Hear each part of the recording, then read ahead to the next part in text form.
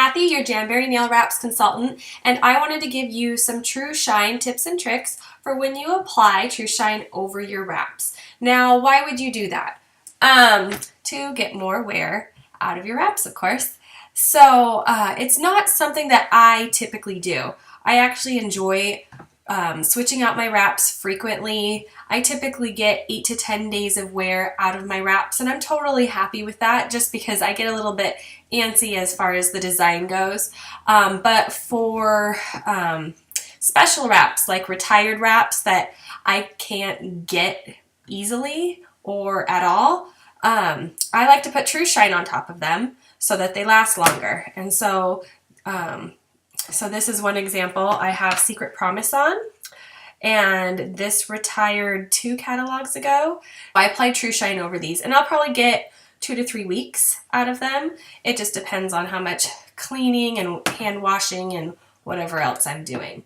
So the number one thing to know when you put Trushine over wraps is that you put the wraps on first. Now, when you hear the word base coat and top coat, it kind of makes you think you should sandwich the wraps right in the middle. No, you put the wraps on first, and then the base coat, and then the top coat. So that's number one for when you do Trushine over wraps. Number two is you want to make sure you get very thin coats because the Trushine is self-leveling. It will, if it's too thick, pull down and touch your nails, which comes to another tip.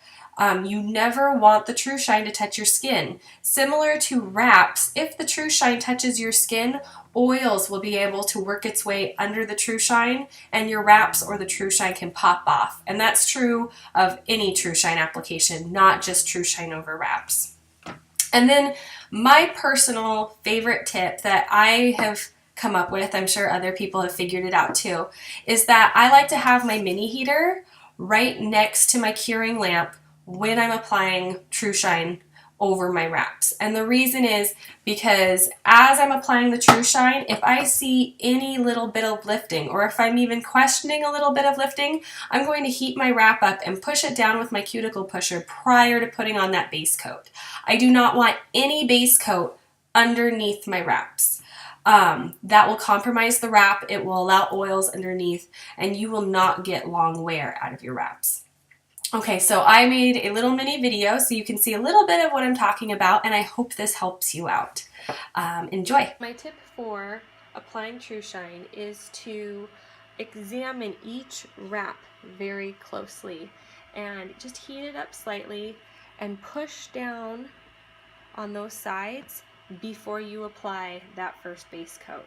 So I just like to give it a really quick once over.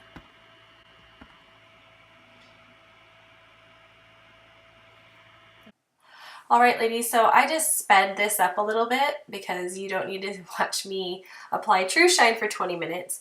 But what I'm doing is I'm applying a very thin layer of base coat. And if I see any lifting, even though I've already gone over my wraps, I will put my finger in front of the mini heater and push those wraps back down before putting that base coat on. This is basically your last opportunity to fix anything that you see before you seal your wraps down. Right there I'm capping the tips of my wraps, and when I do that I tend to brush back over all the wraps so I don't get that kind of funky lip on the edge there. And then I'm using my rubber cuticle pusher to get any gel that I've gotten under my nail by capping out from under there before curing. The curing lamp takes about 30 to 45 seconds to cure the wraps. It's really bright. And after that, you just apply the top coat, which should be coming up here shortly. Then you just repeat the process with the top coat. So again, it needs to be thin layers, but not so thin that you're not applying anything. For a while, I was applying way too thin of layers, and my Trushine applications were coming up a little bit dull. And that's just because when they said thin, my interpretation of that was a little bit different than what they were going for.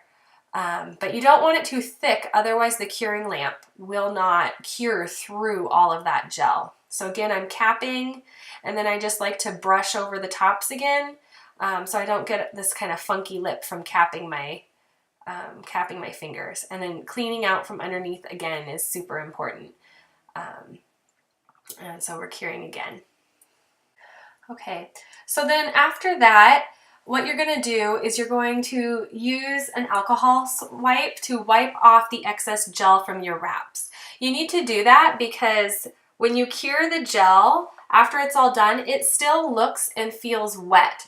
The curing lamp actually pulls out the gel and leaves behind a residue layer. Your gel is not wet, you just need to clean it off. And here is the final result. If you have any questions, please comment in the comment section.